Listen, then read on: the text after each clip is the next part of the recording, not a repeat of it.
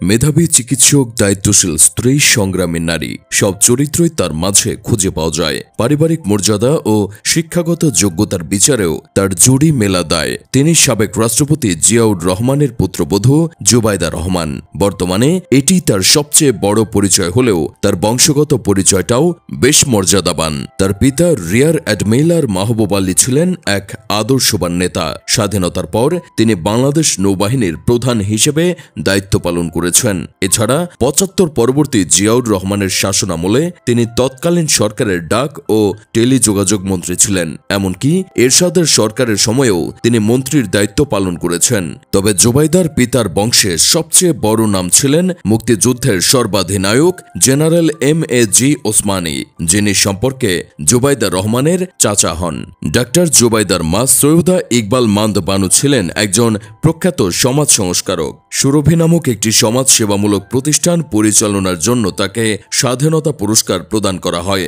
দেশপ্রেম এই পরিবারের রক্তের সাথে মিশেছিল, তাই ছোটবেলা থেকেই দেশ ও মানুষের সেবায় আত্মনিয়োগ করার শিক্ষা পেয়েছেন জুবাইদা রহমান। তার জন্ম হয় ১৯৭২ সালে বৃহত্তর সিলেট জেলায়। মেধাবী এই নারী দেশের ১ নম্বর medical college Dhaka medical college থেকে এমবিবিএস ডিগ্রি লাভ করেন। ১৯৯৩ সালে পারিবারিকভাবে জিয়া পরিবারের বড় সন্তান তারেক রহমানের সঙ্গে তার বিবাহ হয়।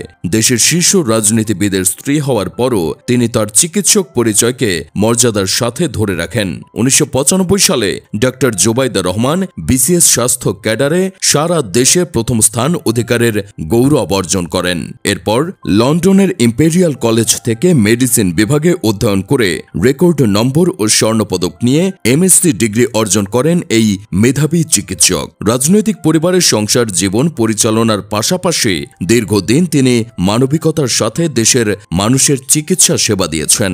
২০০৮ সালে তারেক রহমানের জেল মুক্তির পর শিক্ষা ছুটি নিয়ে স্বামীর চিকিৎসার জন্য তিনি লন্ডনে যান। চিকিৎসা শেষ না হওয়ার কারণ দেখিয়ে একাধিকবার ছুটি বাড়ানোর আবেদন করলেও রাজনৈতিক কারণে ডাক্তার জুবাইদার ছুটি নামঞ্জুর করা হয়। পরবর্তীতে দীর্ঘ অনুপস্থিতি দেখিয়ে তাকে চাকরিচ্যুত করে স্বাস্থ্য মন্ত্রণালয়।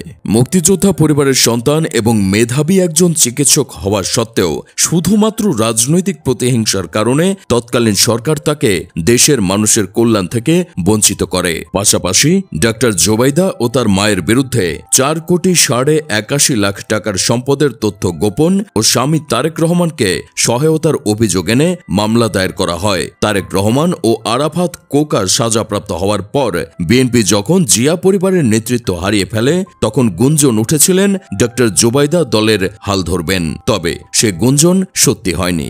রাজনীতিতে সরাসরি সম্পৃক্ত না থাকলেও জুবাইদা রহমান সবসময় আড়ালে থেকে স্বামীকে সাহস জুগিয়েছেন। তার পাশে দাঁড়িয়ে সাহসিকতার সঙ্গে প্রতিটি চ্যালেঞ্জ মোকাবেলা করেছেন।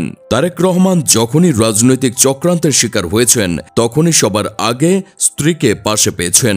পারিবারিক ও পেশাগত দায়িত্ব পালনে তিনি যে দৃঢ়তার পরিচয় দিয়েছেন তা সত্যিই প্রশংসনীয়। তার দৃঢ় মানসিকতা ও ব্যক্তিত্ব প্রতিটি নারীর জন্য অনুপ্রেরণা। ডাক্তার জুবাইদা দেখিয়েছেন একজন নারী পরিবারের জন্য যতটা নিবেদিত পেশাগত জীবনেও ততটাই সফল হতে পারে।